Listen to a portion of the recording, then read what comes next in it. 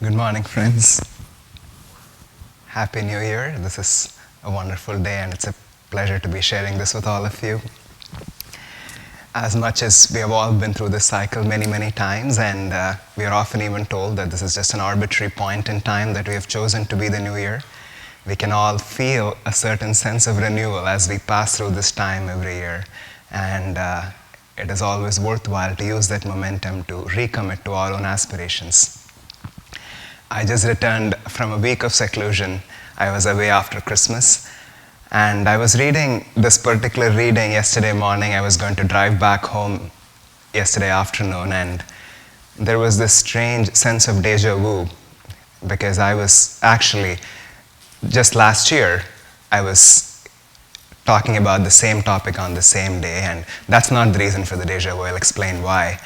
Because I had also been on a seclusion last year, right after Christmas, and it's sort of an annual tradition that I very, very dearly cherish. And I'd gone to the exact same place in this very small town. It was very, very rural up in the mountains, and on Saturday morning I woke up, I reread the reading again, and I was going to check out at 11 a.m. and I was going to drive back on the same roads. The weather was exactly the same, and as I was driving, gathering some of my thoughts. It was always my plan. Even last year I was going to read the reading and I was going to gather all of my thoughts as I drove back home. And as I was doing that, it was just starting to feel a little bit familiar, somehow like I've already been there. And as I was looking out, and it was the same roads, it was the same drive, almost the same weather, I was stopping at the same gas station to fill my car, and it was all feeling a little too groovy and almost, there's no way to describe it except that I was starting to wonder, am I reliving my own life again? It is the same past experience that I was having over again in my own life, and of course you can call it a coincidence, and there might not be anything wrong with that. But if my rational mind, if my logical thinking could just take a break for a moment, and when I was just sitting with that feeling, I could almost feel, or I was rather confused. There was this one question that came to me, which was, how can I be sure that this is the present and not the past? Now, I know that question itself sounds a little nonsensical. I mean, of course, and that's why I had to say, if my logical brain could just take a break for a moment, and that question was real as I was driving my car. How can I be sure that this is not the past and it's actually the present? And I was sitting with that, and within a few brief moments, rather than being confusing, it got to be very thrilling, because I was almost seeing the past, the present, and the future as happening, and I was somehow watching all of it. It was so perfect, the whisper that Stephen chose to read this morning. I can't quote it. I was trying to remember as he was reading. It was way too poetic for me to remember the words. Past, present, future, all of them dancing in the stage of my own consciousness. Of course, I cannot claim to have had any transcendental experience, but it was almost my mind was bending, and I was starting to see something which is generally not how I relate to the world. And I have to tell you why I was even having this experience. It was because just a couple of days before that, as I was in my seclusion, I was listening to talks of Swami Kriyananda, and I had access to a whole treasure trove of recorded talks. And just a day or two before I left, I chose this particular talk. This was actually about time. I didn't know the title said something else, I think. And he began this talk with this one very pithy sentence that stuck with me. He said, time is a product of movement. And then he went on for about 15-20 minutes to talk more about that, to give more examples of the planets in the solar system and so many other things. I'm not going to delve into all of that, but it was very interesting. But what really struck with me was that one particular sentence, time is a product of movement. And it's not even a novel idea.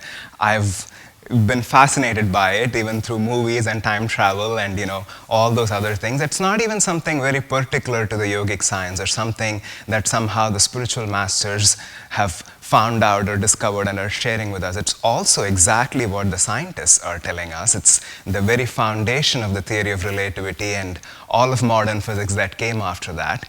So it was not exactly a novel idea, but just the way it was stated, that although I was aware, or at least I should say theoretically, been exposed to this idea that time is a construct of our own perception, that there is no inherent reality to it, there's not much that I could do with it, or any of us can do with it. What are we going to do? linear time is how we live. It's not like I'm going to wake up tomorrow morning and realize, oh, it's not January 4th, maybe it's January 14th or December 21st. That's not going to be our experience. In the way we live, in the way our mind relates to the world, we do experience life in a certain way. Past comes before present, and then comes future. And there's not a lot to do about it. It's just a theoretical idea to even think that somehow time itself is illusory, or to say things like that which seem abstract and philosophical. But this sentence, like, one of those powerful statements when you hear, especially because I was just in seclusion and thinking about these things, it crept into my meditations as soon as I heard it. And for the next few meditations, it would come into my mind. Time is a product of movement. What does that mean? If I could just stop moving, I could actually stop time. That somehow this whole world would cease to exist, that I would be out of this matrix if I could pause time. And then I would try to be completely still, Of course, it's not as simple as that. It's not just the stillness of the body or even the breath or even the heartbeat. Every ripple of thought that disturbs the mind, everything that passes through our consciousness, everything is that movement. It's keeping us in that realm of time, in that matrix that we cannot break out of. But it was a very fascinating experiment to even try. I encourage all of you to try that if at all you feel inspired, to even contemplate on this idea that if I could be perfectly still, that somehow I would completely step out of my life. I would completely step out of this whole plane where I'm playing this game. And then other thoughts would come in. You try that for a few seconds, and then I'm wondering, oh, maybe I should have that grapefruit for dinner. Oh, maybe it would be so wonderful. When I go back home, I should make a fruit salad. I should put some honey on it, some mint on it. It's just, I'm giving inane examples, but your mind just starts to drift away. And then you're realizing yourself standing somewhere else thinking about this thing or that thing, or making plans and writing emails and such. But when you come back again and again, it was making me painfully aware of how, even if I sat in meditation for longer amounts of time, even an hour, 2 hours, 3 hours, whatever that was, the amount of time I was actually being perfectly still was not actually that much. But still, it was very rewarding. It was rewarding even to try and to realize that in that stillness is the key for me to step out of all of this. Now, this whole reading that we are looking at today, it is talking about this idea of creation itself, how creation manifested, and that famous Bible verse of how God was perfect stillness, there was nothing, and then there was the Word was with God, the Word was God. Of course, you can't take it literally. When the Bible says the Word, it's not talking about the kind of words that we refer to when we use that word. When I say word, when we say word, we are talking about symbols. These are all symbols. I'm just spewing out words right now, and they hopefully have some meaning. And the meaning is because we all have this code that we have agreed on, which is the English language. And in that sense, all of these symbols can somehow communicate a certain feeling, an idea, an experience, and all of that can happen between us through the exchange of these symbols. But what the Bible is talking about is not a symbol. It is an essential vibration. It is a vibration of spirit itself. It is a word only in the sense that it's an expression of spirit that starts creating an outward manifestation from which everything else comes. In the Hindu scriptures, in the Upanishads, there is an even more vivid description of this whole picture of how creation came into being. There is a sound of Om, this primordial vibration that emanates from that perfect stillness of consciousness.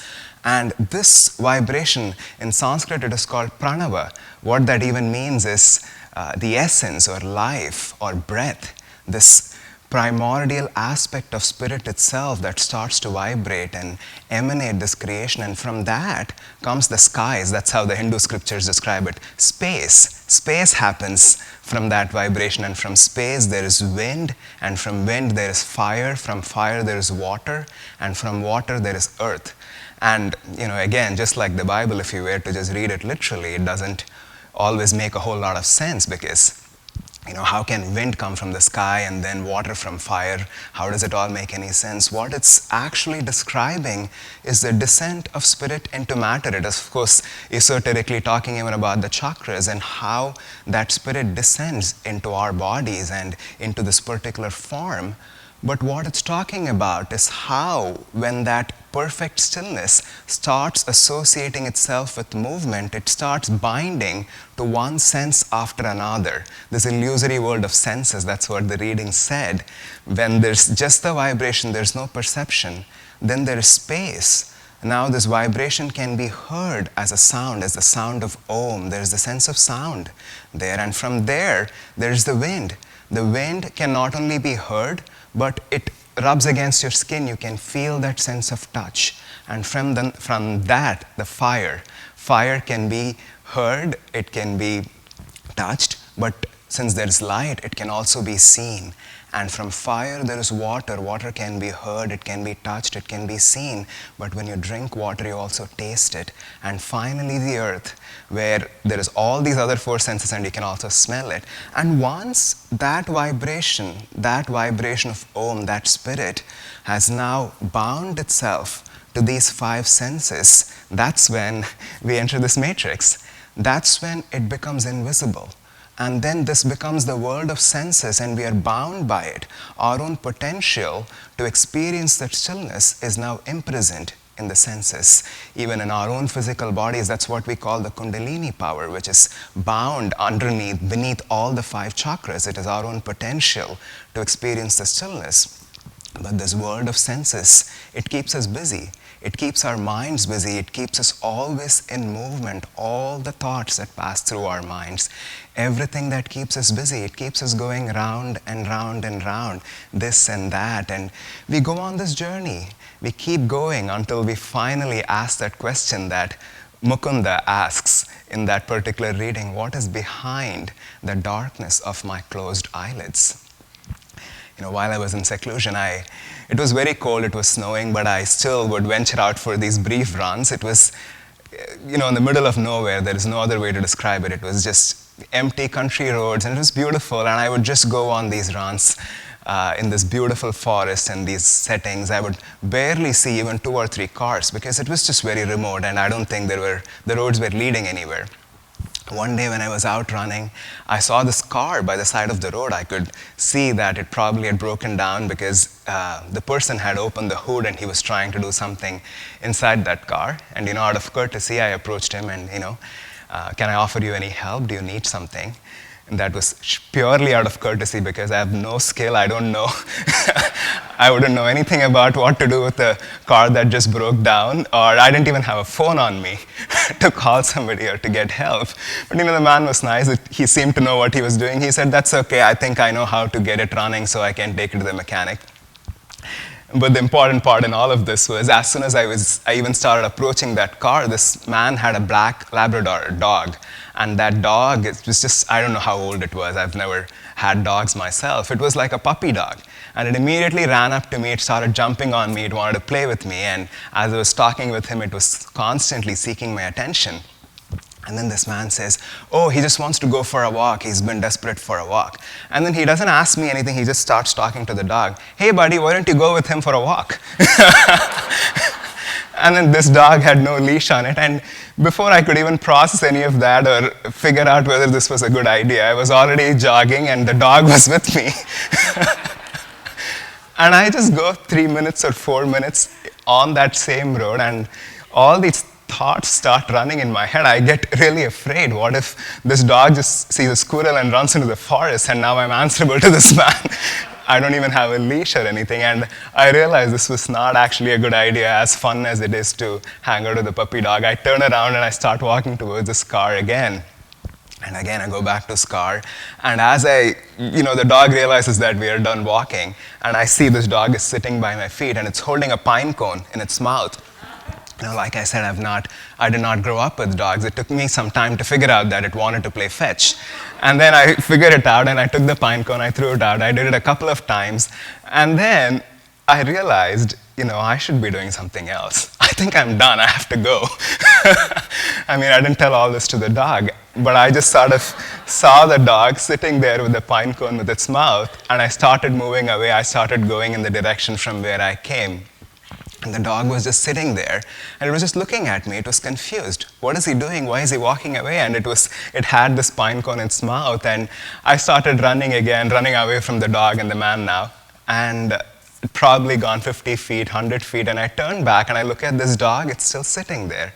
It's still sitting there with that pine cone in its mouth, and its eyes were just fixated on me. And I was thinking, I'm pretty sure I was projecting all these emotions on the dog, its shattered expectations and all the hopes and the longings, and now its friend has just ran away. It sounds funny as I share this right now, but in that moment, there was a part of me that just wanted to run back and play fetch with that dog as much as it wanted to and do whatever else to make that dog happy. I'm sure in 30 seconds the dog even forgot that I was there, and it was all fine. But what I was projecting on that dog was because I was seeing myself. I was seeing myself because all those things that I project into this world, all those shattered expectations, the disappointments, the hopes, the longings, all the desires that I hope will ultimately manifest, my friend will come play with me, and then I'll play forever, and then we'll go for walks and runs or whatever it is. And life does not always happen the way we want it to, but still we are constantly projecting our eyes, just like, as they say, puppy dog eyes. I saw that so vividly in that experience. We are projecting that into this world. All the things, all the longings, all the regrets, all the hopes that keep us bound to this movement, that keep our minds constantly rippling on the surface, and that keeps that stillness away from us. But it's not all bad news, because ultimately, after we have had enough of these experiences, we wake up and we ask that question. We don't always ask in those same words that Mukunda asked, what's behind my closed eyes? But in essence, what we start wondering is this world all about the experiences that we seek from the outside, or is there an inner reality? Maybe what I'm seeking is not out there. Maybe the fulfillment that I'm looking for can come from something that is within me. And we start to wonder. And that's why we're all here on a Sunday morning on such a beautiful day. And we all chose to somehow look for truth, to find that inside of us. And that's what keeps us going. That's what takes us closer and closer to that stillness. That's what brings us to that practice of meditation itself. There is this beautiful image that's presented in the Indian scriptures. I'm looking at my friend Paddy because I was at his house some months ago, and he had this painting in his living room. It was the nature scenery, and I think it was a commissioned piece of art. And there is this beautiful tree, and there are two birds sitting on that tree. And that's all. If you didn't know anything about anything, you would just see this as a beautiful painting of a nature scenery. But it was actually deeply meaningful, and it immediately struck me as the message the painting was trying to communicate. And Paddy looked at me and said, "Does this remind you of something?" And I, without skipping a breath, I said this was actually an image from an Indian scripture. I told him, I said, Dwa Suparna, in Sanskrit it means two birds. It's actually a story, again, from the Upanishad. It's a beautiful image that I often think about. And this image is of a tree. It's of a beautiful tree that is laden with a lot of fruits. And there are two birds sitting on this tree. There is one dark-colored bird and one light-colored bird. The bird that is dark in color, it is eating the fruits of that tree. It is busy enjoying all the pleasures of the tree, and it's always anxious. It is always sullen and morose. And this other light-colored bird is watching. It does not eat the fruits of the tree. Both the birds coexist on the tree, and they're friends. That's how the story itself is described. This bird is anxious and worried as long as it's eating the fruits. But the moment it looks at this other white bird, immediately it becomes calm. Immediately, it somehow feels fulfilled, and it's no longer suffering. Of course, you can already understand what this image is communicating. There is that part in us that is constantly engaged in this world, that's constantly moving, but there is also this part in us, as abstract and as elusive as this all sounds, there is a part in us that is behind and beyond this past, present, and future, that's somehow not playing the game, but simply observing and watching. And all that we need to do is turn our attention towards that part. We cannot step away from that moment. We still have to function in linear time. I have to plan all my meetings for January 4th. I cannot hope any other way. But in the middle of all of that, if we could tune into that stillness, there is our key, there is our answer. Because as we go through these experiences, as much as we are completely engrossed in the senses, the moment we realize there is a part in me that's simply observing, that's not changing, then everything else starts shifting. And that stillness, as Yogananda himself teaches, we find that in the most effective tool there is, which is meditation, which is a way to still ourselves, to draw that energy away from the senses. But it is not just through meditation that we actually reach that state or we get that connection. Again, in the Gita, I think in the 7th chapter, Krishna describes to Arjuna, he describes all the different kinds of devotees and all the ways in which people can be devoted. And then at the end of all of this, he says, when after many, many lifetimes going through the cycle over and over again, when the devotee realizes, when he attains the ultimate knowledge and he surrenders unto me, then he starts looking at this universe and he says, all is Vasudeva, all is Krishna, all is God. And that is the way to move through this world, because when we come from that place, we start to see the only way to actually reach that place of stillness is to start seeing this world that way. All is God, that beautiful image that Gita presents, that from the reading, the garland of pearls, that necklace, when you see that garland of pearls, all you see are the pearls. But God is that thread within. We don't see that thread. When that spirit, when that vibration is descended into matter, we can no longer see that thread. We just see the pearls and we think that's all there is to it. And our mind, the science explains everything. Why the pearls can arrange themselves in that fashion, how world itself can evolve in all these ways, and how evolution has brought us here. And all that seems to make logical sense. I'm not denying any of that. But what's underneath all of that, what's driving all of that, is that thread that ties that pearl together. And when we start to realize that, when we start to see the world that way, then we start to see that thread everywhere. This entire design of this creation is defined not by the pearls themselves, but by the thread underneath. And when we start living that way, all is Vasudeva, all is God, then it becomes accessible to us. Then past, present, and future no more for me. So, wish you all a wonderful New Year once again. God bless you.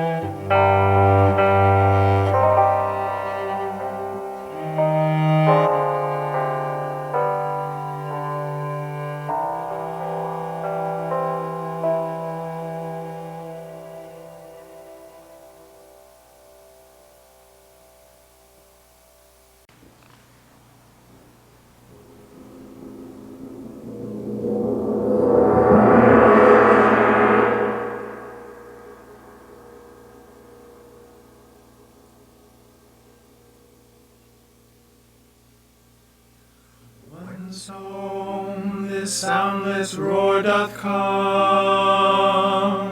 when drowseth matter's dreary drum,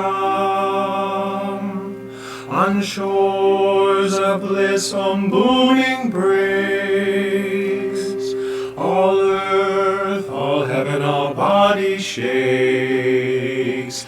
The bumblebee now hums along, baby Om doth softly sing his song. From Krishna's flute the call is sweet, 'tis time the watery God to meet. Cords bound to flesh are broken all, vibrations burst and meters fall. The hustling heart, the boasting breath, no more shall cause the yogi's death. The God of fire with fervor sings, Om, Om, his joyous harp now rings. Prana God with power sounds, the wondrous bells the soul resounds. All nature lies in darkness soft, the star divine is seen aloft. The conscious dreams have gone to bed, 'tis then that one doth hear Om's tread. Oh, upward climb the living tree, hark to the cosmic symphony. From home, the soundless roar from home, the call for light too dark to roam. From home, the music of the spheres, from home, the mist of nature's tears, all things of earth and heaven declare, Om, Om, resounding everywhere. From home, the music of the spheres, from home, the mist of nature's tears, all things of earth and heaven declare,